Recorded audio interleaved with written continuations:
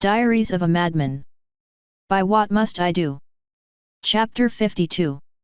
I fucking hate bugs. When they were gone, I turned to Chrysalis. Well, alright then. I assume you have something planned. For today, no. Again, I am busy. It will not be until tomorrow that you will have a chance to see your children.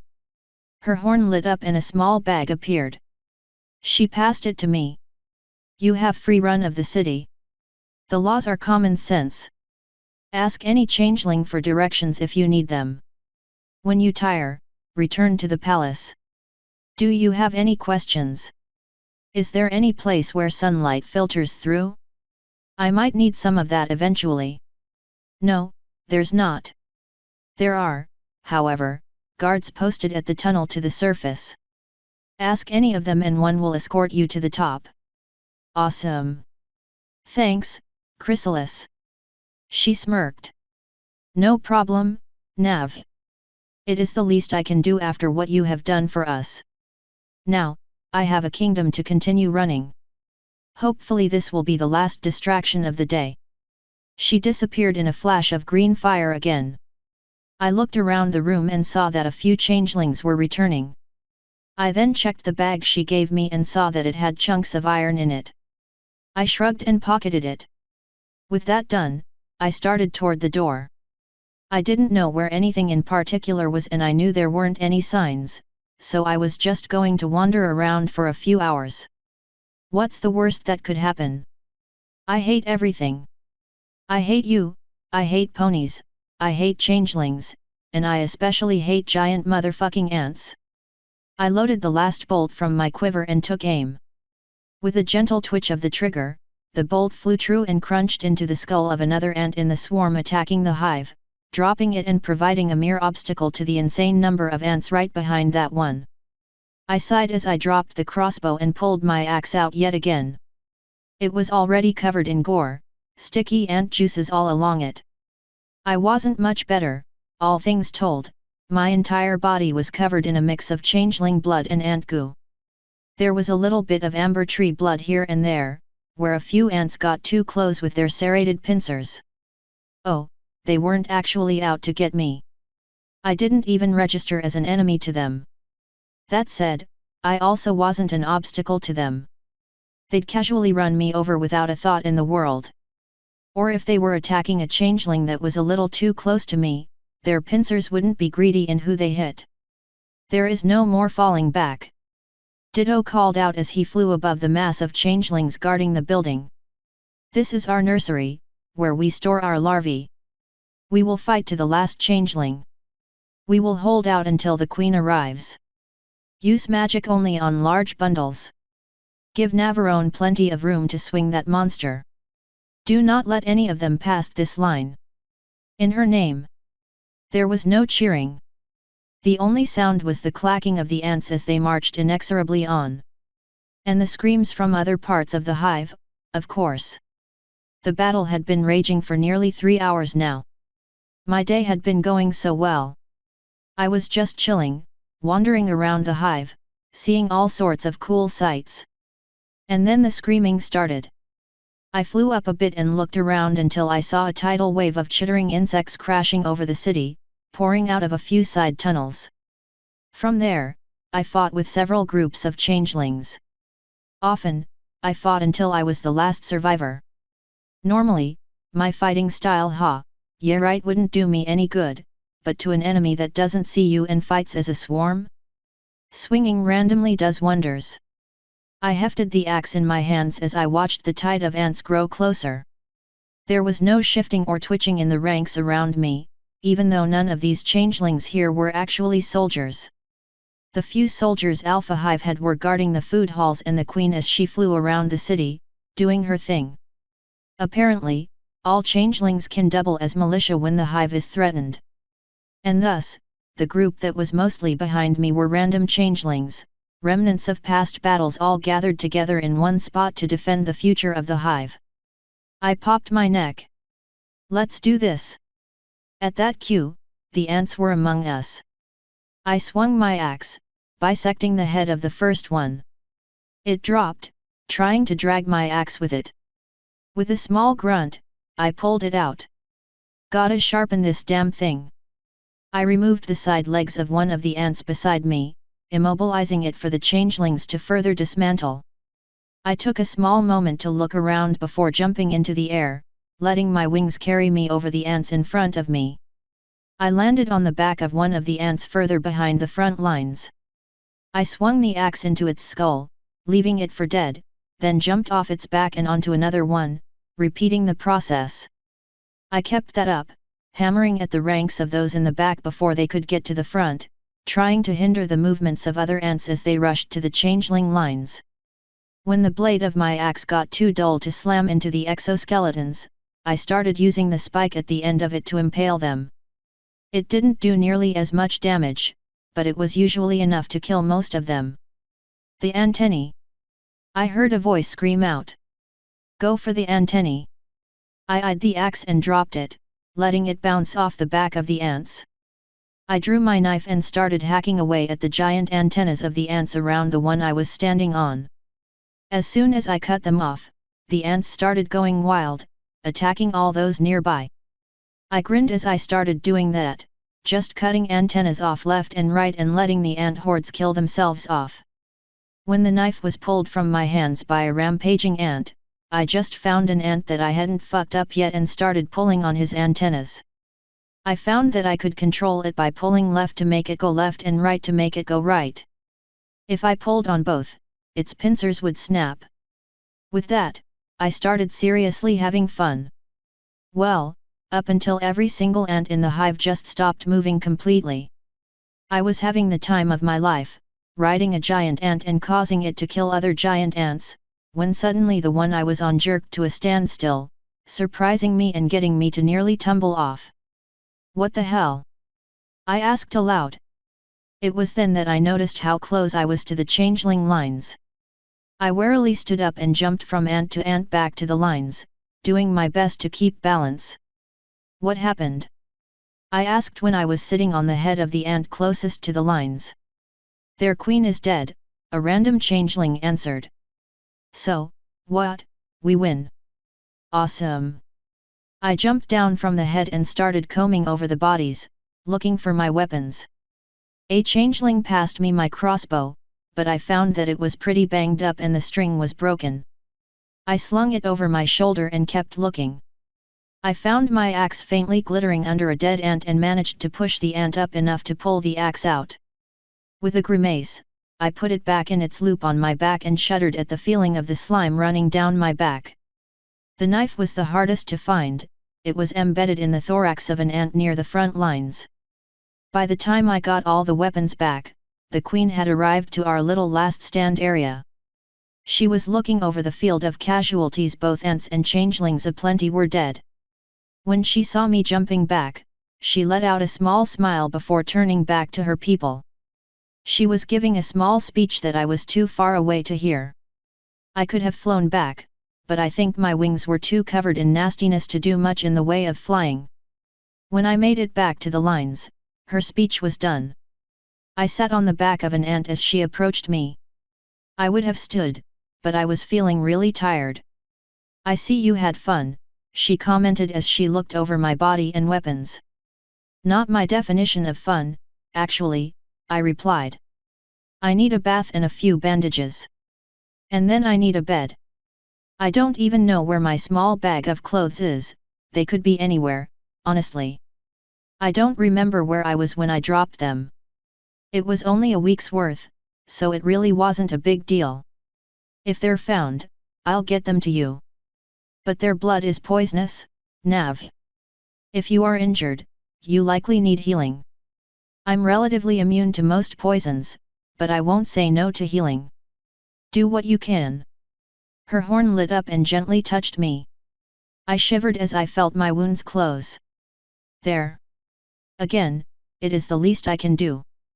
You didn't have to stay here and help fight. Especially since the ants didn't even seem to notice you, apparently.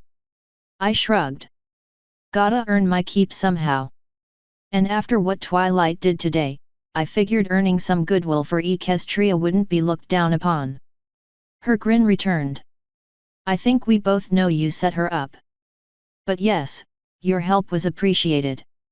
If there is anything I can ever do for you, just let me know. I stretched a bit, showing off my wings. Point me to a bath. I need to get this grime off me. And then find me a bed. She nodded. You'll find both in the palace.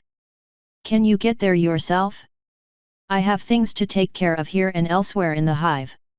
I may have killed the queen, but there are still plenty of ants left alive that need to be removed. I looked around. Yeah, I can find the palace. Getting there will be another story. I don't think I can really fly right now. I'll do what I can. No. Stay here. She walked off to her escort. A moment later, 3 changelings flew up to me. 2 of them grabbed my arms and gently lifted me off the ant I was sitting on. They casually carried me to the palace and dropped me off right at the entrance. One of them stayed and walked me inside while the other 2 flew back off. Not a word was said by any of the 3 of them. The one that walked me inside showed me to a large room. With a salute, he walked to the end of the hall and jumped out a hole there and flew away. I shrugged and walked into the room. I quickly found a bathroom and began washing. Of course, changelings don't have hot water or towels, apparently. I suppose they don't need either of them when they have carapaces that can block external feelings and that they can just shake dry. Still, it felt nice to get clean, even if I did have to wrap a blanket around myself for decency. I was running a whetstone down my axe. Even with that, I was still probably going to have it repaired by a professional when I got back when Chrysalis returned. She walked on in like she owned the place. Which, all things told, was fair after all, she did own the place. I looked up and nodded when she walked in. Good to see you looking clean, she said before using magic to throw a bag at me. I caught it and saw that it was my bag of clothes. You won't be getting any of your bolts back, I fear, but at least we were able to return those. Thanks. How bad were the casualties? She grimaced. It wasn't good. We are not unused to monsters roaming in from the deep, but it is rare to have such a large assault. Very rare, she sighed. It could have been worse. She reached up to her head and pulled the crown off before setting it on a dresser. I don't suppose you could give me a massage to help me relieve some of this stress. I'll do what I can, but you'd probably be better off getting a professional to do it. There are no professional masseurs here. She walked over to the bed and plopped down on it with a deep sigh. I shrugged and gently sat on her back, noting as I did that I still wasn't wearing pants. Not like she cares. I began gently rubbing her body, doing my best to find hard areas and wear them down. I didn't know much about massaging, but I have done it in the past for some ponies. This was hardly any different. I didn't realize it at the time, but when I look back, I honestly wonder how I massaged through her carapace. This world, man. When I was finished, she was actually asleep. I sighed and pushed her over a bit before lying down on the other side of the bed. As an afterthought, I grabbed a pair of pants and threw the blanket over her before joining her in sleep. As it turns out, it was a good thing I put on pants. I woke up being cuddled by a bug queen, her 4 hooves on my crotch. I twitched my wings a bit and felt around to find that I was pretty well stuck. I could get out of bed, but I'd probably wake her up doing it. I gave a small shrug and just settled back down, letting myself try to sleep again. I would kind of like to know what it is about ponies and cuddling against me, though. Pinky, Fluttershy, Cadance, Luna, Sunshine, and now Chrysalis all seemed to enjoy it. It was kind of awkward. Even if it did feel nice, being held. I was slipping in and out of consciousness when she woke up half an hour later. I didn't move, just waited to see what she would do. She jerked when she felt me, but then sighed and pulled away. She walked to a door on the side of the room and entered it. I looked up and saw that it led to another bedroom. The door quietly shut before I could see anything else. I stood up and put on a shirt. I noticed that her crown was still on my dresser. I shrugged and grabbed my axe and continued sharpening it. Even if I couldn't get all the kinks out, I'd rather have it ready to be used than too dull to cut with in case something else happened while I was in the hive. When I finished with the axe, I started on the knife. I wouldn't be able to use the crossbow until I got a new string and some bolts, so I didn't bother doing too much to it aside from cleaning it. I quickly finished shining up the knife and slipped that into a sheath that I then slipped around my belt. I stood, stretched, and slipped the axe belt around my back. I then grabbed the crown and gently knocked on the door between the rooms. The door opened a few seconds later, encased in a green glow. I entered and saw her brushing her hair with magic. I held up the crown. "Think you might have forgotten something." She turned to face me. "Yes, I was wondering where that went off to." "Thank you." It floated from my hands to her head. "Today is the day you get to meet the larvae you helped protect." She stood. "Now, the larvae are different from us changelings. They aren't exactly sapient, though some are more intelligent than others. Your children will probably take a year more to develop into changelings. After I show you to the nursery, I will have to go and attend to business. I fear this attack will leave me busy for some time. Anything I can do to help?" "Not without understanding local politics and all manner of administrative issues. Your kind of work ended yesterday when the ants were destroyed. The work of the administrators begins now. You are welcome to stay in the hive, everything should be back to relative normality by tomorrow." I blinked. "How? You had to have lost several hundred changelings dead and possibly had thousands injured." "We are pragmatic." "Yes, there were losses." "Yes, the losses were high. But the hive doesn't stop because a few workers are missing. We rebuild and carry on. And if you look outside, you'll find that most of the damage is already gone." She pointed me to a window. I walked over to it and looked out. The streets were once again immaculate. All the ants and bodies were gone. "Simply amazing," I whispered. "It's a shame the changelings were practically mindless. If they could accomplish this and have normal freedoms and mental capacities, it would be beyond amazing." I turned back to her. "And there will be no hits in morale." "Oh, there will be. But something like this could not have been expected or foreseen." "Yes, we have the ability to occasionally catch raids before they happen, but it is impossible to always know when something is going to happen. There will be hits in morale, but it will fade. We all do our parts. Me just being seen today going about my business like nothing happened will be a nice boost. Of course, that won't be able to last long." She shrugged. "You are welcome to accompany me about my day, if you desire, but I assure you that you will likely be bored. It would probably be a bad idea if I did join you. There might be some that see me as a spy for Celestia. It might hinder their abilities to speak freely if they thought they were being judged by a foreign power." "True enough, I suppose. Most wouldn't care, but there are a few that might. I suppose you being seen might be a boost to morale as well. Especially given your role in the guarding of the nursery. According to Ditto, you made quite the figure." "I have my uses. I'm glad that I was able to help. And even more glad that I didn't get badly hurt doing it. I hardly consider myself the hero of the day, though. I just happened to have a small advantage that I abused rather heavily. From what I heard, you were the one that killed the queen." "That I was. We used to be friends, her and I. It is a shame it came to this." She shrugged. "Such is the life of those that live under the surface." She was silent for a moment. "Come, it is time to visit the nursery." She brushed past me to the door and we both entered the hall. She started off down to the end of the hall, toward a hole in the wall. "Tell me, how long do you think you will stay here?" "At least until tomorrow, unless something happens and I'm needed for longer or I need to leave sooner." She nodded.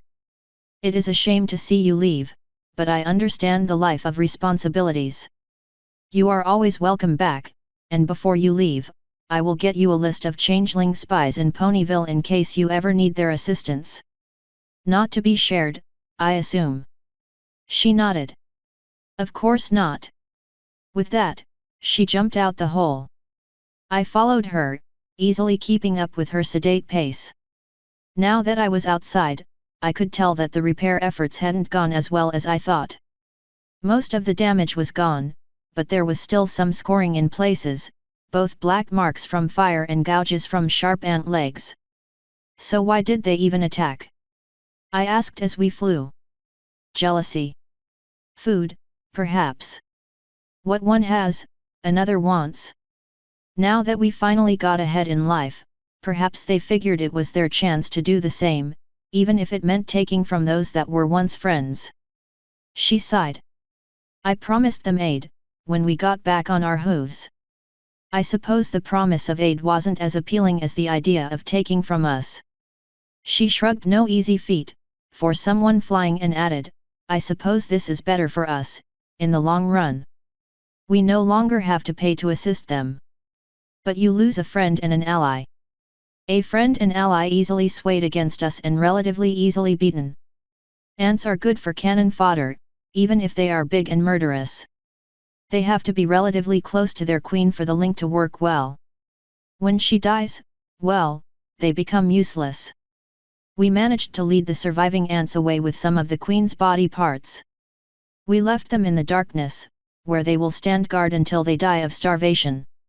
At least most changelings have enough independent thought to act without the hive. Still, a shame it had to happen. When we get done here, I would like to talk with Ditto, if possible. I saw things yesterday that bear discussion. That will be possible. I do have a meeting with him after this is done. You can come with me and I can leave you with him. I assume you have ideas for the defense of the hive. Yeah. Changeling combat in general, really.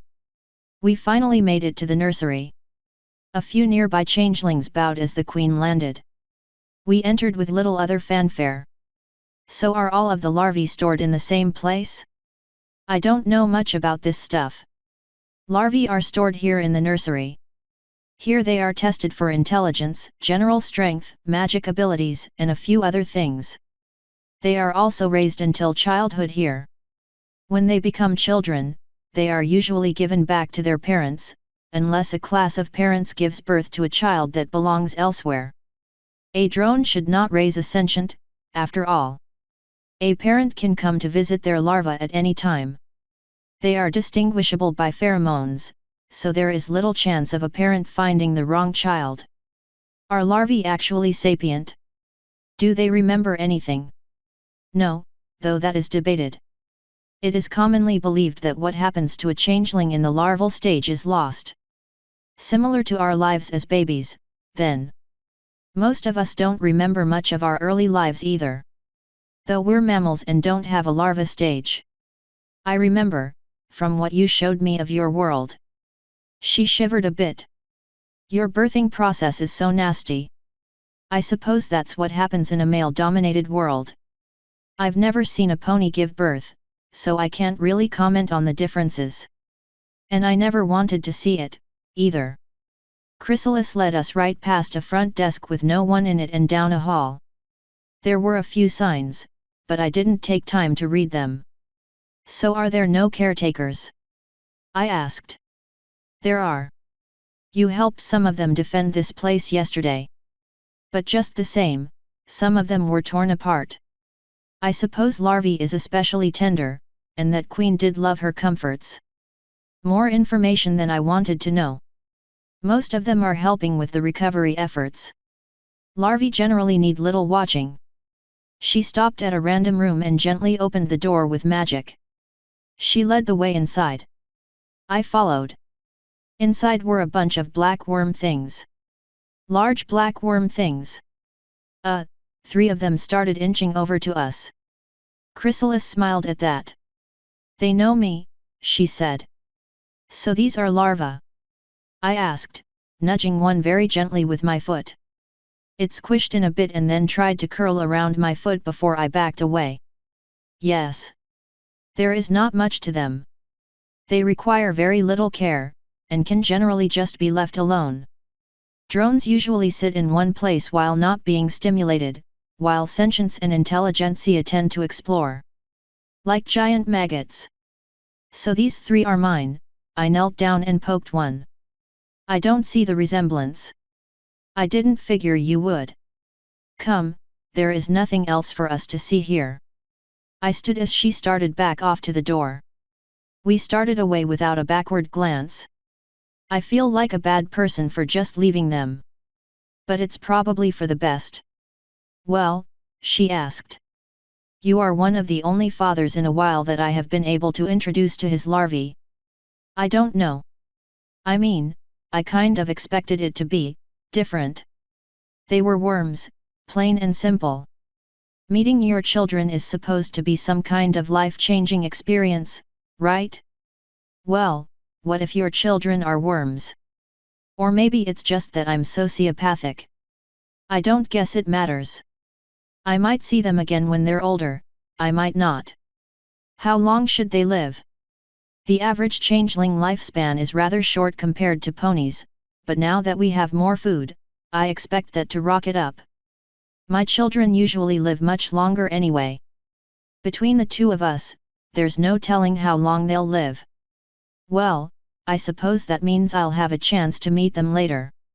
So, on to the meeting with Ditto. Yes. Then more business for me and you can have your little play date. Assuming he has time. For you, he will. Especially if it's about improving combat efficiency. My suggestions might help. I don't know the full extent of changeling capabilities, so I will have to find out what I can. She was walking a bit quicker now, and we got to an exit in good time. We were quickly on our way to another part of the hive. There was no small talk on the way to our next destination. She sat down in a hole near the top of the building. I joined her there a bit awkwardly, the holes in the side weren't designed for someone like me. She smirked a bit at my landing, but didn't comment. The silence lasted all the way to the meeting room. Ditto and two random changelings were already there. They nodded to the queen and ignored me. I casually toyed with my knife as they spoke on something or another. I wasn't really paying attention. I could have continued my weapon maintenance, but I figured I would likely distract the people there that actually had a job to do. It didn't take long for their meeting to end and for Chrysalis to exit the room, leaving me with Ditto and the two unimportant guys. I put the dagger up and walked to the table, holding my hands behind my back. I have some issues with how the city was defended yesterday, I said. I didn't get an answer, just stares. I admit to not knowing much about changeling abilities, but I have seen two of you turn into dragons and one of you turn into a manticore. I know you don't get the strengths of the monsters when you do that, but surely you still have sharp teeth or claws. Why, then, do you stay in your own shape when there are shapes considerably better for fighting? Without practice, the other bodies are relatively worthless, Ditto answered. I'll concede that point for the civilians. But I fought with a few groups of soldiers yesterday, and they stayed in their own shapes as well, rather than transforming. What is the point of having the ability to change into a fearsome monster if you don't use it? And since most civilians don't get practice fighting anyway, would they not be about as useful in a different, more fearsome shape than they would in their regular bodies? The three of them shared looks before turning to me and nodding. Another point, very few of the changelings utilized their wings or their horns. Yes, I know that not all of you can do magic. But you have large, sharp objects on your head that are otherwise useless. If I had a choice of potentially losing a pointy thing on my head by stabbing something with it versus dying, I'd take the stabbing option. But in all honesty, that probably could have been avoided by having your changelings flying above the ants and dropping shit on top of them. You could have had a brigade of changelings evacuating the food ponies, the larvae, and anyone else that couldn't fly while other groups harried the enemies from the air by dropping boulders or spikes on them. What I saw happening yesterday was like something attacking a pony city, no coordination at all. If attacks like these are semi-regular, why aren't the civilians trained in emergency procedures? And why was there no warning system to let the hive know there were enemies coming? Our outlying drones were not found from the tunnel the ants came from. We assume they are dead. Training the civilians in emergency procedures is a solid idea, as is training them in rudimentary shifting for combat. Our actual soldiers will be trained better to fight in different forms, and will be encouraged to experiment. However, given that our army is mostly drones, it is hard to get them to have any initiative. We can train them to fight when they shift, but without an order or a cue, it is unlikely they will do so automatically. Whenever the hive is attacked, sound an alarm or a siren. Train the drones to shift when they hear that siren. And you should also give your groups of drones orders to defend certain parts of the city, if they don't have someone in charge of them telling them where to go. The last-ditch defense of the nursery should not have been done by civilians. I suggest having 3 sentients in charge of 15 drones, so they can react as a large group or break off into smaller groups as needed. There is plenty of redundancy in case one of the sentients dies. Reward your troops for coming up with interesting solutions to hard training problems, if you have any kind of training exercises. Ditto nodded again. Tell me, how do you know about war? I thought you were not a soldier in your world. I wasn't. I just picked some stuff up. I'm a predator and I'm good at thinking, so some of it just feels like common sense. You'll have to let me know how some of what I suggest works out for you. And if any of it doesn't make sense to you, either ask the Queen or just don't try to integrate it. We will attempt some of your ideas. How do your people react in times of war? Depends on the person. Everyone is different. There is no word I could say to describe everyone's opinion of it. I will say that, as a whole, we take to war like nothing you've ever seen. At any point in time, you'd be more likely to find a few nations at war than you would to find the world at peace. There's always fighting somewhere. You just have to find it. Doesn't mean everyone likes it, though. Some people live for it, some people despise it, some people just do their best to ignore it. I never liked killing or fighting, but I also never really did anything to protest it. Now that I'm forced into the role of kill or be killed, I find that I really don't like it. That said, I know it's necessary sometimes. Some things just need to die. Do you changelings ever feel moral dilemmas like that? I have not. If the Queen says go to war, we go to war. If an enemy attacks the hive, we eliminate the enemy. That is our lot in life, or at least it is my lot. I do not know how the civilians feel. It is not my job to understand them. Sounds to me like you have a nice setup. I wouldn't mind not being able to think about it, but at the same time, I like having uses outside of war. If my entire life was devoted to fighting, I think I would get depressed. Is there anything more you needed, Sir Navarone? We have much to do after the attack and planning the new defense ideas. That's all I needed. Thanks for hearing me out. They nodded again and I left the room, quietly whistling an old song. I jumped out the hole in the side of the building and just drifted over the city, thinking of something to do. It didn't take me long to realize that I was lonely. The only changeling I could really talk to was Chrysalis, and she was busy. There was also Doppel, but she was kind of a bitch. To be fair, I was kind of an asshole, but I didn't feel like putting up with her. Hell, that's assuming I could even find her. Most changelings look alike to me. I could assume she was somewhere in the palace, but it would still be like trying to find the cross-dresser in the women's basketball game. Guess I should head back soon, I muttered. I knew I was welcome to stay longer, but why, if I was having no fun? Seeing nothing else to do, I landed at the school and quietly entered. It was mostly empty the first day, but now it was much earlier in the day. Classes were in session and lights were on all over the school. I quietly padded through the halls, occasionally looking in some of the open doors. I didn't try to interrupt any classes, as I had no idea what most of them were. I got a few stares from kids in the classes, but no one said anything. There was no one walking the halls, so I kind of hope I wasn't doing something I wasn't supposed to. All was going well until I got to the end of a hall and peeked inside a door. I saw several groups of changelings sparring. I nodded and started to look for a staircase when I heard, "Sir Navarone," ring out from the room. I turned back in and saw one of the larger changelings at the door. "Yes?" I asked. "It is not often we get a natural bipedal in our caves. Would you be willing to help with a demonstration?" "Depends. What would it entail?" "Just a friendly sparring match. We usually don't do much damage, so there is little danger to you. I'm not really much of a fighter, but I suppose if it will help your students, I will do what I can." I followed him into the room and pulled my axe off and set it on a table. My dagger joined it. "So what do you need me to do?" "For now, just stand there." He turned back to his students, who had all stopped sparring and were looking at us. "This is a biped. Notice how his weight is distributed between two legs. He can react quicker than most quadrupeds, but he has fewer areas to move to.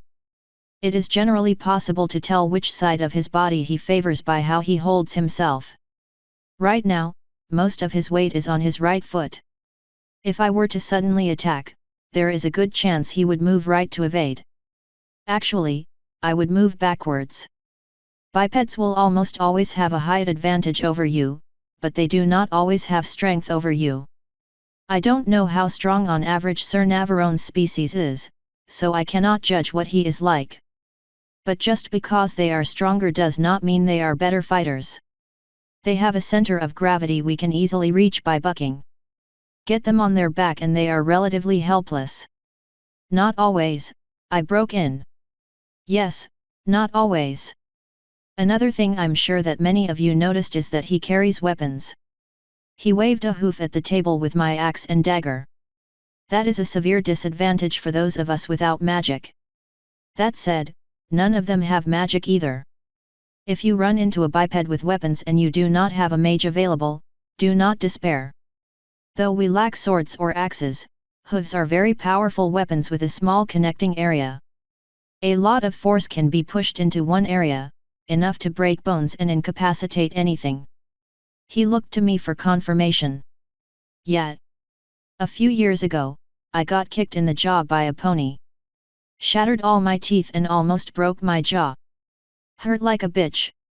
And we changelings also have teeth we can use as weapons, if it comes down to that. Pony teeth are mostly flat, but we have fangs. If an enemy is bobbing too much to buck, try biting them.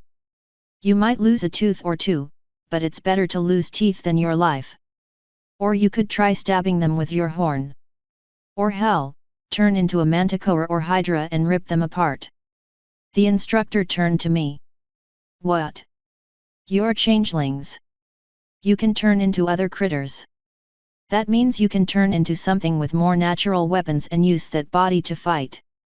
Hell, if you start training now, you can probably get fighting as a predator down pretty quickly. We follow the training regimen provided by High Command.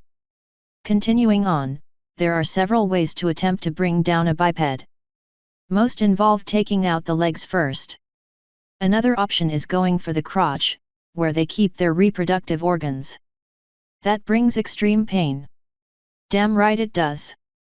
He stepped closer to me and used a hoof to point to my crotch. "Aim your kick here. When your opponent goes down, leave him down and continue finding opponents. The swarm behind you will pick up the enemy wounded and drag them back to the hive for processing. Doesn't that sound ominous?" He turned to me. "Now, how about a sparring match? Do I get any kind of weapons? We'll vary it up. We have a stock of wooden weapons to practice with." I stretched my arms out and started popping fingers.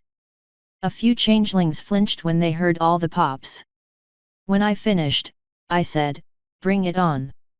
He nodded a changeling off to a large chest. He walked over to it, threw it open, rooted around, and threw a shield and mace at me.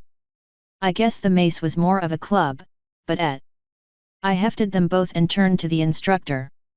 "Who's my partner?" You can only learn so much from a teacher. He turned to his students.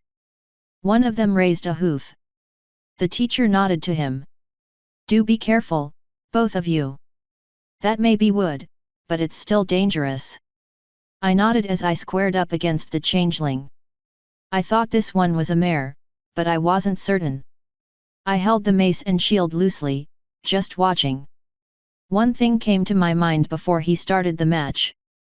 Can any of these students use magic? I asked. Yes. Are you ready? I slipped the shield off, reached into my pocket, and slipped my ring on. With that, I picked the shield back up. Yeah, I'm ready. Begin, he simply said. The changeling flew at me so quickly I barely saw her. My shield raised just in time to catch her blow. She bounced off the shield and tried to circle to my left. I raised the mace and backed off a bit, giving myself room to swing. She jumped in, tracking me and trying to make sure I didn't have room to swing. I grinned at that and slammed my shield on her, knocking her over. I went to swing my mace at her while she was down, but her legs shot up and I barely shot back in time to avoid a crotch full of pain. Feisty, eh? She didn't answer. I tried shifting my shield, to see if she would take some bait. She shifted as well, matching me. I grinned and took a step back. She stepped in just as I slammed forward and knocked her over with the shield yet again. Fell for the same trick, the teacher said. She shook her head, trying to clear it. She didn't realize that I was a few steps away until the mace went flying at her skull and clanged against it, knocking her to the floor again. The instructor nodded. Never forget one clear advantage bipeds have with weapons, he said as one of the changelings checked on the girl. They can throw them at you. Next partner. I had more weapons shoved into my hand as the shield was taken away. 2 daggers.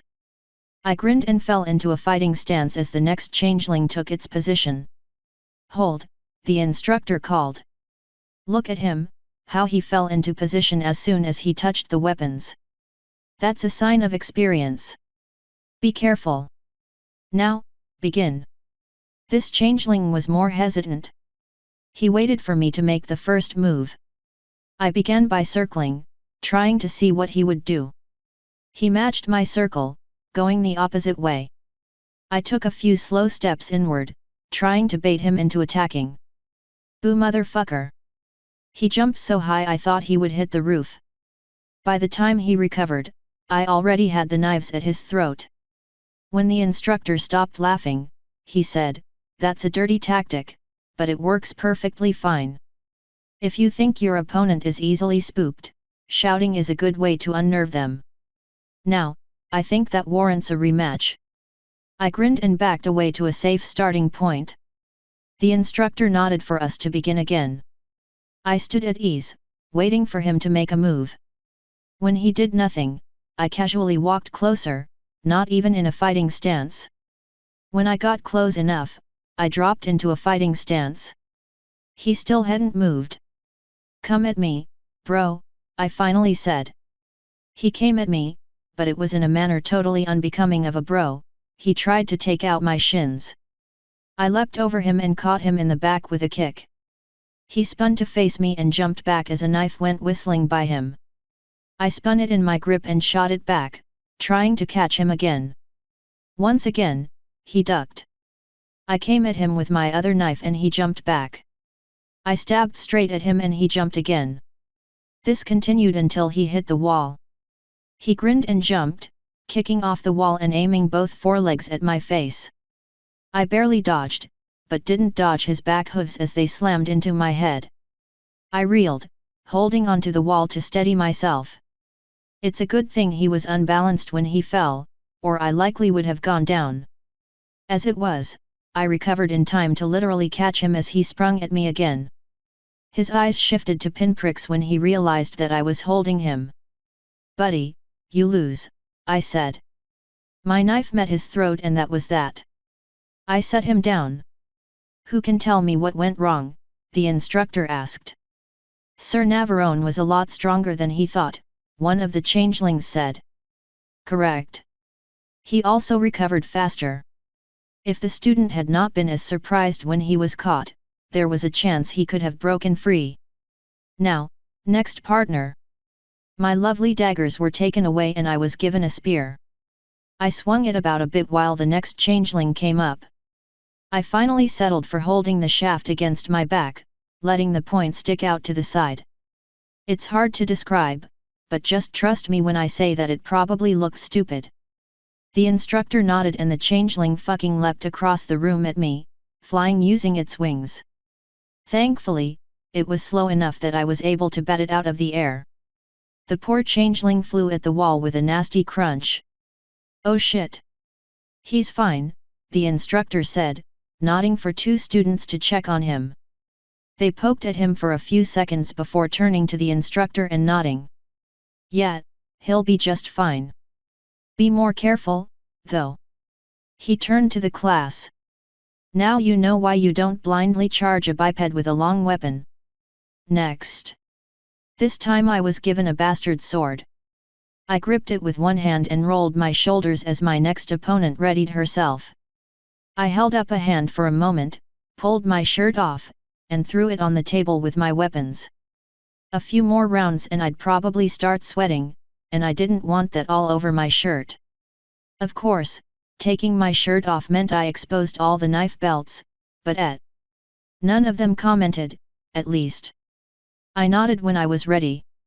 Begin. The changeling turned into a giant ant. I grinned as she took one step forward and fell. Not used to 6 legs, I walked around her as she tried to turn to face me. Right before I could kill her, she changed into a hydra and swatted me back. One of her heads darted in while the others just sat there, not moving. I jumped to the right, expecting one of the other heads to dart in. None did. She turned to face me with the one head. Not used to several heads, either. I saw her flinch when I spoke. With that, I yelled out as loud as I could, causing her entire body to draw back.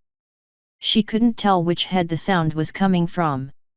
Moving seemed to cause her more distress as seeing the motion from several eyes kicked in. I easily poked her in the chest with the sword. With a sigh, she changed back. Now, it should be obvious what she did wrong, he said aloud. She tried using shapes she was not familiar with. Some differences do not matter to changelings. Height differences and shape differences are natural for us. But adding more or fewer legs and adding different senses takes time for us to get used to. You are welcome to attempt to fight as a different shape, but unless you have practiced in that shape, the chances of doing well are low. Now, we have time for one more bout. My sword was taken away and nothing was given to me. I shrugged and slammed my fists together, grinning. The changeling that squared up to me smiled at my confidence. Begin. The changeling's horn glowed. Nothing happened. He looked shocked. I walked to him as his horn glowed brighter and brighter. When I finally got to him, I knelt down and gently picked him up. I lose? He quietly asked. I'm afraid so. He sighed and I gave him a conciliatory pat on the head before putting him back down. I looked up. The last lesson is that your opponent can always surprise you. Well, that wasn't supposed to be the last lesson, the teacher said as his student returned to the others. But all things told, that was probably better. Thank you for your assistance. No problem. Just don't use any of that shit against me. What you said about crotch shots is true. You need anything else while I'm here? No, I shrugged and grabbed my weapons and shirt.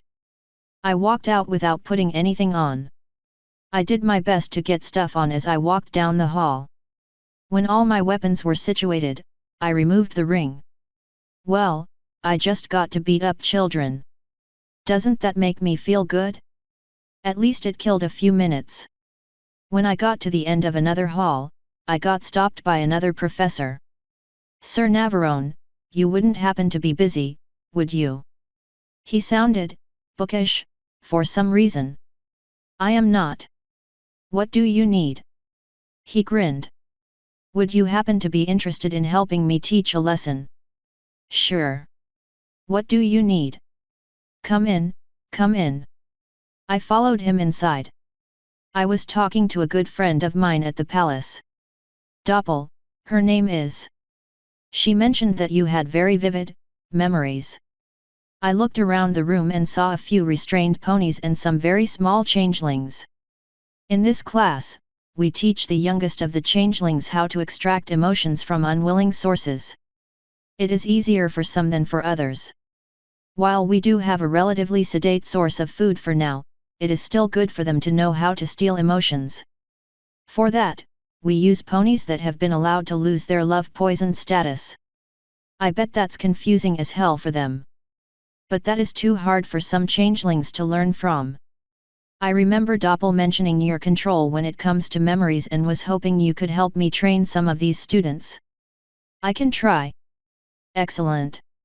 Now, let me first taste the emotion you are going to let them use so I know it is acceptable. I knelt down and he moved his head toward mine. I thought of Taya. Yes, this will do nicely. Now, try to hide it. And it was gone. Intriguing. She wasn't lying. Oh, if only I had you for a few hours. Slowly bring it to the forefront. That's kinda hard to do, man. I'll try. I did my best. That should be fine, he commented as he backed away. Now, come forward you three. 3 tiny changelings stepped up, getting closer to me. They actually managed to somehow look cute. You're awfully tall, one of them said. Yep. So which of you wants to try eating my memories first? The 3 changelings looked at each other before the 2 on the sides pushed the middle one at me. I gently picked her up and set her on my head. Whenever you're ready. I felt something tiny enter my mind. I bottled everything up for her. Nothing's happening, she said. I showed her a memory. Nothing much, just a bit to whet her appetite. That done, I hid it away again. Most ponies aren't as good at hiding things as I am, I said. Their minds are ordered differently. I don't really understand it, myself, but apparently I can hide emotions and memories very well. So start looking. I don't know how. Well, a dog can't teach a cat to climb trees. What about it, teach? He stepped in and knelt down to my head. I felt him enter as well. Now, just follow my lead, he said. I didn't realize how dirty that sounded until I wrote it. Anyway, I essentially did for those little changeling foals or whatever they were called what I did for shining armor. That said, I went a lot easier on them and didn't give them anything involving sex. I also wasn't evil to them. I mean, they were little kids. Reminded me of the cutie mark crusaders, in a way. Except these kids were trying to steal my emotions and leave me a drained husk rather than cut my toes off. I think I preferred these kids to the ponies, all things told. I left that classroom feeling a lot better than I did when I walked in. I successfully managed to help the girls become more able to devour emotions from unwilling subjects. When I left, they were happily feeding from a pony that was looking at me with tears in his eyes, trying to silently beg me for help. I smiled and waved to him as I left. God, I'm an asshole. I managed to escape the school without getting caught up by anyone else. That was only somewhat unfortunate. For one, I didn't have anything else to do.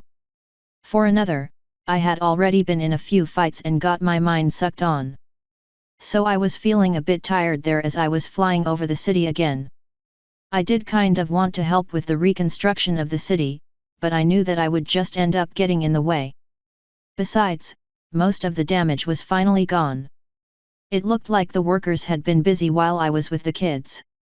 Lacking anything else to do and since I already had as much of a view of the city as I really wanted, I decided to head on back to the palace.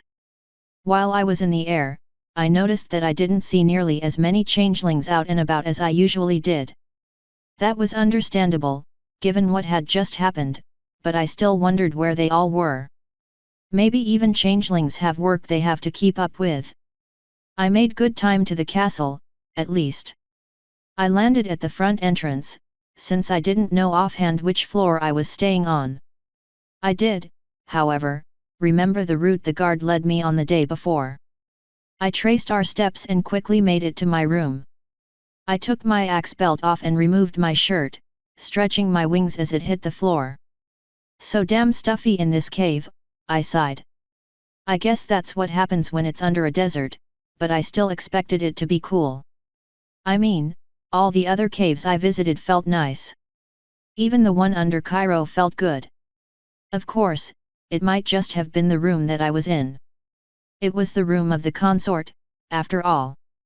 I wouldn't be surprised if it was kept warm to facilitate sex or something. Either way, I know it felt good to go without a shirt. I sat on the bed and pulled my damaged crossbow over. I knew I couldn't fully repair it without supplies, but I could fiddle with it and make sure the damage wasn't more severe than I thought. It didn't take me long to do that, so eventually I started writing again. I was at that for a while before Chrysalis slammed the door open. "I need to get laid," she groaned. As I was trying to think of something else to say, she slumped down on my bed and curled into a bug pony ball. Idiots. Incompetents. None of them know how to think, they all require permission. No initiative at all. I try to make them all sound appealing to you and the ponies, but the truth is they're all practically worthless. Well, that's what happens when you breed them for obedience. She sighed. I know. I just want I want a stallion that I can't order around. One that can make me feel like a mare. She sniffed. Not one that constantly asks if he's hurting me or if he's doing well. She sighed yet again. I suppose I might as well ask for an army of independent changelings while I'm at it. What the fuck are you supposed to say to that? I walked over to the bed and wrapped my arms around her. I'm not a stallion. But you can't order me around, you know I can make you feel like a mare, and I don't need to ask if you're doing well because I can hear by the moans. I felt her shift a bit in my arms. You don't love me, but, she sighed. I never wanted to be queen, she whispered into me. I just silently began stroking her hair. I was the only one left, after so long. I slowly fell into the role. I was just a midwife. We all knew about him, but none of us ever expected he would come after us. One day he got bored, I suppose. I never understood why he did what he did. But he came after us. I was the last, trying to protect 2 children. They escaped, in the end. I didn't. I had and have no idea what she was talking about. I was a midwife. I delivered bouncing, happy foals, and now I'm queen of monstrosities. We devour emotion, steal happiness, and love. Have to feed the hive. This is getting kind of dark, man. And it didn't help that my leg was really starting to itch. What you've done in the past doesn't have to define you. It is never too late to change, Chrissy. It's hard. I know it's hard. But it is possible. And if it would make you feel better, it's worth it. Perhaps the best epitaph that could be given is that you fixed your own mistakes. I believe in you. It will be hard, but it will be worth it. She was silent for a while. I just want to be happy again, she finally said. If what you're doing makes you unhappy, continuing to do it won't ever make you happy. Something needs to be changed. I don't know what, but something about you needs to be changed. Can you help me? Of course. What are friends for, after all? I had no idea what I was in for when I agreed to do that. A word from your loving Discord. What Chrysalis said was only half of the story. I was in China, having fun, when the wretched alicorns declared war on me. Yes, I was causing chaos. Yes, there was some misery involved. Yes, I might have been the cause of the duck-billed platypuses. Wait, what was I? Oh yes. Alicorns. They truly are spoil sports. Just because I was being mean to a few of them was no reason for all of them to attack me like that. So, being the nice kinda guy I am, I teleported to the largest alicorn city in the world and started having fun. I would poke one and it would suddenly turn into three, an earth pony, a pegasus, and a unicorn. Then I would poke another and it would morph, all the love and joy inside turned into hunger and hate as it warped into a changeling. I would poke another and it would go mad, turning on its fellows. There were other effects, of course, but those were some of the highlights. The early changelings were little more than mindless animals. They swarmed blindly and devoured the purported endless love of the alicorns. Heh. That love wasn't very endless. Especially when it came to me. Anyway, I had fun destroying the alicorn society. They tried using their magic on me, but it never worked. I had a stronger will than any of them. All too soon though, it was over. I had run very low on alicorns. There were plenty of other kinds of ponies running around now, but alicorns were scarce. Of course, when you're a guy like me, scarce doesn't mean much. I cast my gaze around and found three very fun little alicorns. One was a midwife, barren and unable to have children. She hated herself for her barrenness and was willing to give anything to hear the wailing of her own children, as she delivered them for others. One was a student, studying healing magic under that midwife. She was brilliant, considered a prodigy of sorts. One was a mother in labor, not long for that world. With the news of my arrival and destruction, the midwife and student were clumsy in their nervousness. That it was a hard labor was just icing on her wake's cake. When I arrived, the mother was dead and a child was born. I showed up with a horde of changelings behind me. But Miss Moonbeam, I can't leave you. Go, Philly. I will distract them. Run, Celestia. The child took the basket in her mouth and looked at the midwife one more time before running from the back door. Some of my changeling horde ran to cut them off, but I waved them down. I disintegrated the door as I walked in, pulling a cup of tea from the air. Hello, Moonbeam, I said. The vase she threw at me melted into smoke as soon as it hit me. So did the next several objects, until she threw a picture frame at me. I caught it and froze Moonbeam in place. I walked up to her, looking at the picture. What a lovely family, I said, tracing my eagle talon down the glass of the frame, giving out a terrible screech. I'm sure their mother was so proud, before she died. I know she just loved her children so, I held up the picture for her to see. She averted her eyes.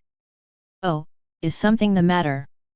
She grit her teeth, not giving me the satisfaction of hearing her pain. I moved my lion's paw to her face and gently lifted it. You know, I have many children in need of a mother. I'm going away soon, and I can't take care of them. It's a shame that I have no one around to take the position for me. I let her go. She didn't look away.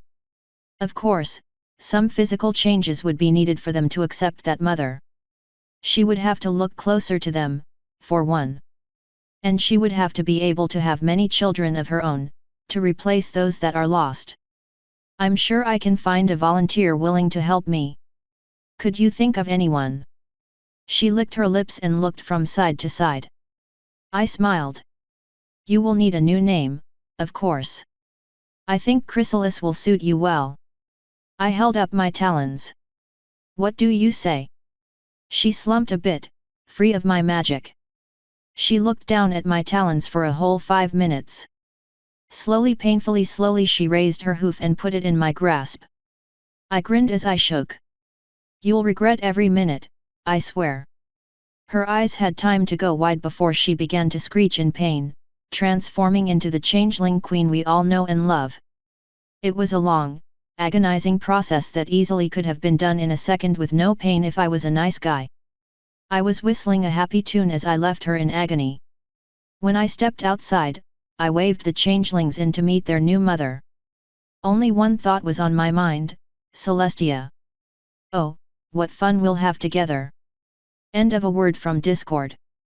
The next morning saw me waking up dark and early. It was a cave, after all, when I got nuzzled in the face. Oh Jesus!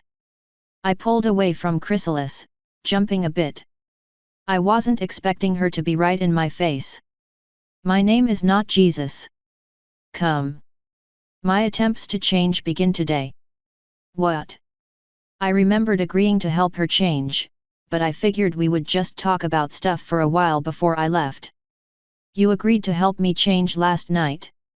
Today you will assist me in my royal duties and make suggestions. That doesn't sound enjoyable at all. Okay. Do I have time for a shower? No.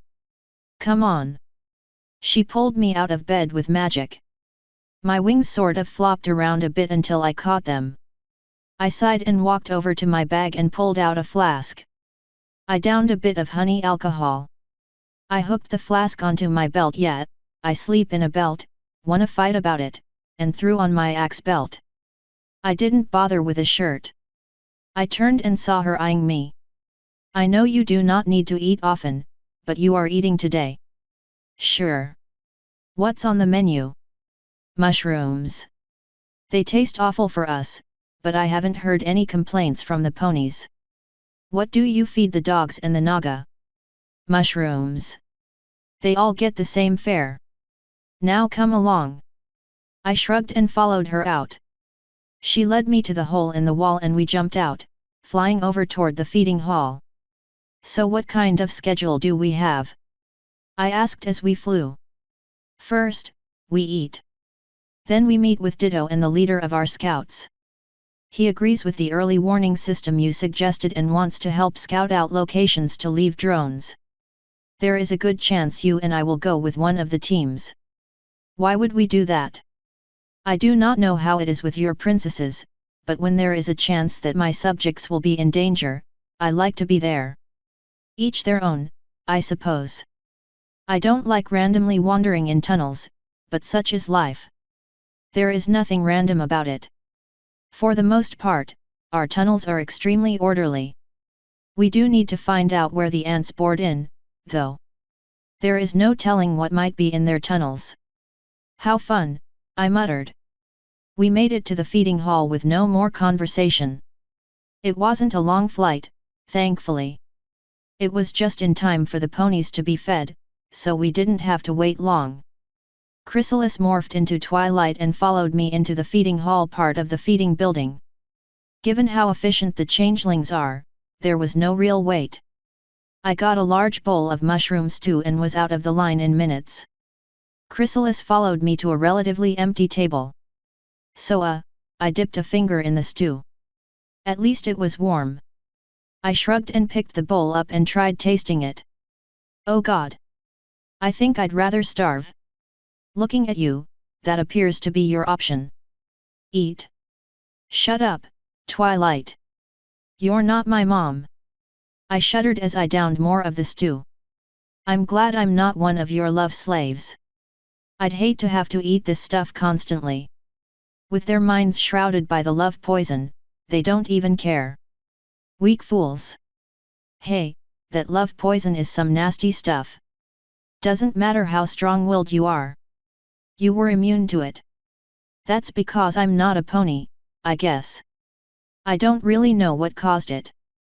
It's not so much that I was immune to it, though, but rather that it had a negative reaction with my body. It actually became something else. Whatever, Twilight, she answered with a smirk.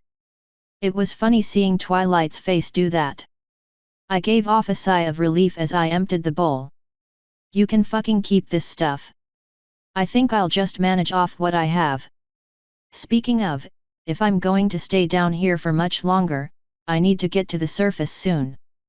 You can do that when we return from the tunnels. How long are you available to stay down here? Few more days, if I need to.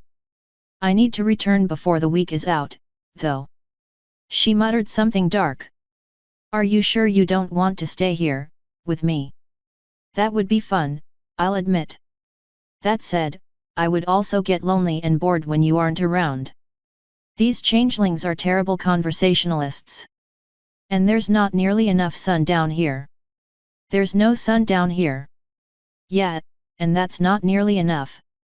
It's not like I can't come visit every now and then. Or like you can't come visit me. Or if you're going to the Europe party coming up, I might be there. Yes, I remember that. I sent my agent there to kill Blue Blood so he would be replaced by Cadance. We met on the way back from it. Yep. I don't know if you have any hives in Europe, but if you do, you could probably come to that party. I will, ask Celestia about that. We are not well liked by the dogs or the griffins. It might come to blows if we openly attend. I don't know a thing about politics. It might be a chance for you to attempt to make peace. I will think on it. Now come, we need to see Ditto yet again. I followed her out of the dining hall, just leaving my bowl where it was. I don't really know how the ponies were so oblivious to everything around them, but it was kind of funny. Anyway, we took no time to get to the war room or whatever it was called. Ditto and his scout leader made no comments about my presence. Chrysalis pointed a hoof at the random guy, looked at me, and said, "Ersatz." I nodded. "Sup, bro?" He looked at me for a moment before turning back to Chrysalis. She said, "Are your troops ready to move? We await your command." I think I heard Chrysalis grinding her teeth. Speaking of which, why do changelings even have teeth? Or stomachs? Wouldn't evolution deal with that? Whatever. Next time, do not wait for my command. If you think an action needs to be done, do it. Ersatz blinked. He looked over at Ditto, who looked to him. They both shrugged before turning back to Chrysalis. "As you command," he said. Chrysalis just gave off a weary sigh. "Will you be joining one of the patrols?" "Yes. Navarone and I will be in the team that is following the ant tunnel. I will see to it that team is granted more magic users, then. I am plenty capable of looking after myself. And where I fail, Navarone will step in." I broke in, "I'm out of crossbow bolts, Chrysalis. My axe is dull and busted up. My knives are only good in the shortest of ranges and most of them aren't very deep so they can't get much penetration. I could try, but I'm not very fit for combat right now. I trust in you. Now, when will your troops be ready to move?" "Right now." "Then lead the way." "Ditto, remain here and continue with whatever you do." "Yes, Queen Chrysalis," they both answered. Ersatz led the way to the door. We followed him out. He jumped out the hole at the end of the hall and flew down a few layers. We joined him down there and he continued leading us through the building. "So is this building purely military?" I asked. "Yes," Chrysalis answered. "Most official and more combat-oriented training sessions are held here. Combat magic is also taught. This is one of the many buildings that extends deep into the ground, rather than just being only everything on the surface level. We have several biomes of training areas represented, as well as several captured monsters that serve as practice in each of the biomes. Do you have any light?" "No. Why would we?" "Because if you ever plan on fighting on the surface, fighting in the sunlight is a lot different than fighting in a cave. You have to worry more about heat exhaustion, the light in your eyes, more sweat than usual if changelings even have that problem and a few other factors." Chrysalis sighed. "Ersatz, come here." He walked closer. She reached out and slapped him across the face, making him stumble down. A moment later, he got back to his feet and looked at her with emotionless eyes. "Why did none of this ever come into consideration? It isn't our job to think about that, my queen." She turned to me. "You're supposed to help me change. Is it okay to kill him?" "No. You also shouldn't have hit him." "Do I have to apologize?" "Yes. I also suggest meaning it, but I understand that baby steps are required." She turned back to Ersatz. "I apologize for hitting you. I understand that incompetence has been bred into you. For this, you may take a day in the fun chamber. She turned back to me. Was that sufficient? What the fuck's the fun chamber? The closest pony equivalent would be a spa, but it's so far different that you really can't equate them. I see. Is it public? On certain days. Usually I reserve it for those that have pleased me. It doesn't get used often. What, so I don't please you? You would find no enjoyment in it. It is full of changeling pleasures, not human pleasures. I'll take your word for that.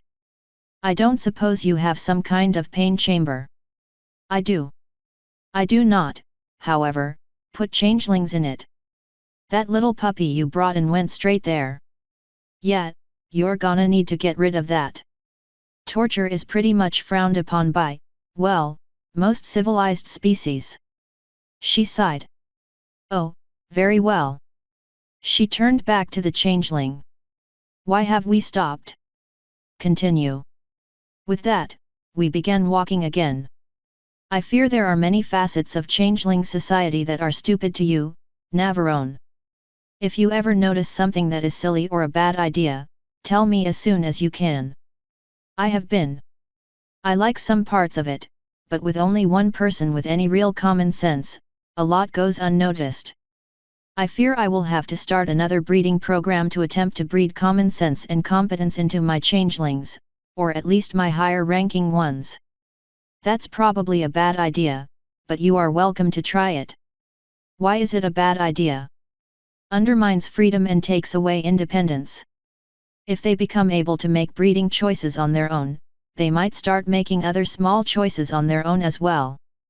With the ability to make choices comes the slow learning of common sense. They learn what works and what doesn't.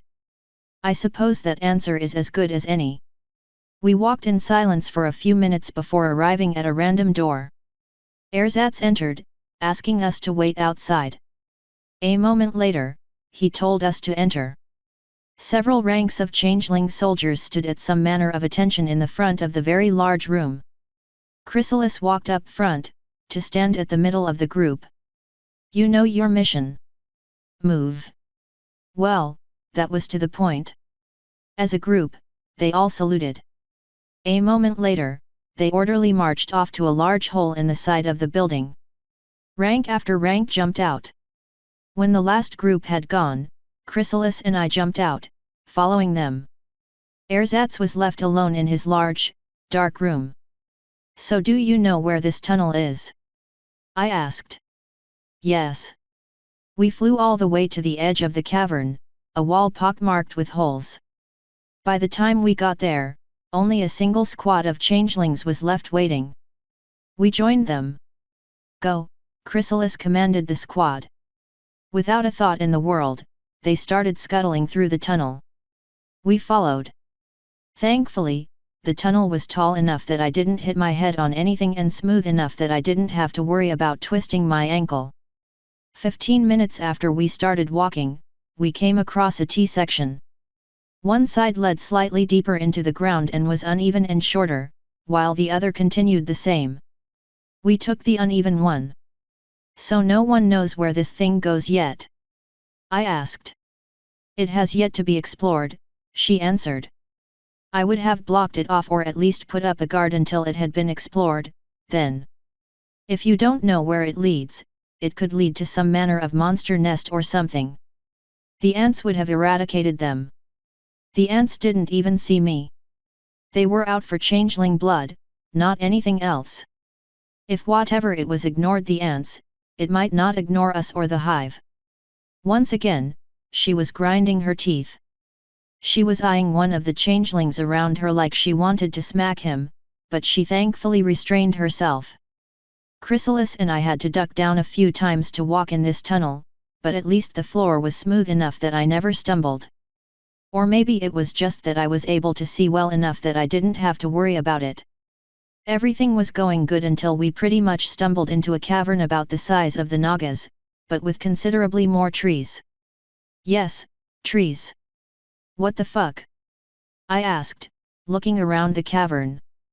This is odd, Chrysalis said. Her horn lit up and a pure light shot out. I saw that all of the leaves on the trees and the tree themselves were grey. An entire petrified forest, I said, my voice dripping with awe. Amazing. I took a few steps in. I heard something and looked down to see grass crunching beneath my feet. Simply amazing. You guys coming? Move out, Chrysalis commanded. Explore the forest in small groups. If you see any kind of danger, return to the center. Navarone, lead the way to the middle. I started walking through the forest, a smile fixed on my face. Twilight would love to see this, I said, looking around. I reached out and touched a branch. It felt calcified. We saw bird nests, some of which that had egg spider webs, several kind of trees, a few fruits, pine cones, and flowers. There were no animals at all. The only sounds in the cave were those the changelings and I were making. When we got to the center, we saw an altar with a... What is this, fucking Skyrim? There was a sword held up on the altar. We both walked up to it. This is an odd place for a sword to be, she commented. Yet. I don't trust it. Don't be a fool, Navarone. Take it. Yet, no. As soon as I pick it up, we would be attacked by some kind of evil ghost or monster or some shit. I ain't touching it. Even if that were true, you could just use the sword to kill it. Pass. We can just leave it here. Her horn lit up and the sword lifted off the altar. She floated it over to me with a smirk. See? Nothing to be worried about. I took it in my hands and she let it go. The thing was icy to the touch, despite it being lukewarm in the caves. As soon as I touched it, we heard and felt a massive thud. And then another. We looked at each other. Don't you dare say it, she said. I think my smirk said enough. Changelings, to the center. We heard several smaller crashes in the forest as the thuds got louder and closer. We heard some huge form closing in on us. Chrysalis, maybe we should get airborne. We will face this monster and kill it for daring to assault the queen of the changelings. Changelings began emerging from the forest, panting slightly. They formed up around us. We all turned to face the direction the monstrous noises were coming from. We waited about 15 seconds before it finally crashed into the clearing, destroying the trees in front of us. It was a giant spider, taller than some dragons I've seen. Oh shit! Attack! The changelings went to assault it. The thing reared up on its hind legs and pulled a massive spinneret around front. With a disgusting sound, it squirted web onto the first few changelings, trapping them. Oh, we are so fucked. Chrysalis jumped into the air as I joined the charge, wielding my new sword. I don't know what the little changelings were going to try to do against that, but I knew I was going to try to not die against it. I stopped momentarily to cut the changelings free before running up to it. I saw that the changelings were doing a very good job of distracting it while Chrysalis was doing magic to it. She was shooting some green beams at it. The spider was already missing one leg. It was swinging the others at changelings and trying to bite them and shoot thread at the same time. I used my wings to propel me a bit to slash at one of its other legs while it was distracted. I succeeded in cutting it off, thankfully. It swung my way and managed to hit me hard enough to knock me on the ground. The sword flew out of my grasp. Thankfully, Chrysalis took that moment to hit it with another beam. It spun back on her before finishing me. I started scrambling around, looking for the sword.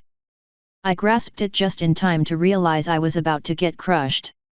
I rolled out of the way and one of its large feet slammed into the ground where I had been. I jumped to my feet and took off into the air, trying to get a feel for the situation. A lot of the changelings were down for the count. Of the 10 we started with, 3 clearly were not getting up again given they were cut in half, yet, they were fucked and 3 more were no longer moving.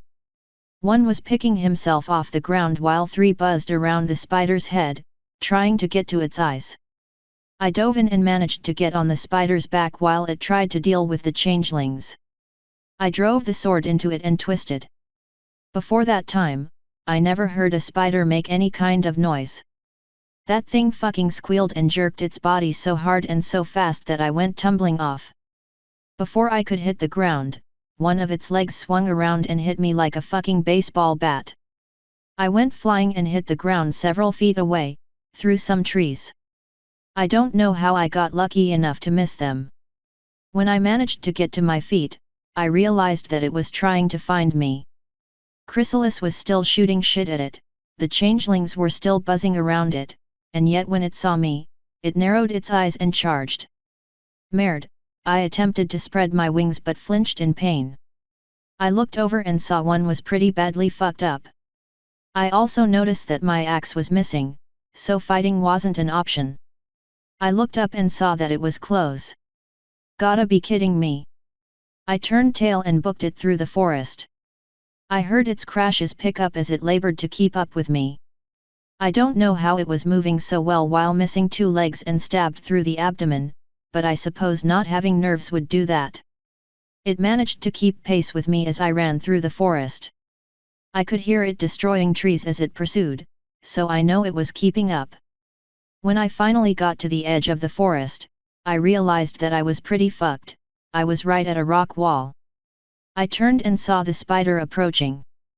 Aw fuck, it crashed through the final trees and slammed its remaining front leg at me. I dodged. It pulled one of its other legs up and slammed that at me. I managed to dodge, but lost my footing. It raised the 2 up and tried to slam them down on me, but I rolled out of the way. Crack! Wait, crack? For a moment, I thought I saw a confused look in its eyes before the ground fell away beneath us. It shot a web behind it to keep from falling too far. Its climbing back up was the last thing I remembered.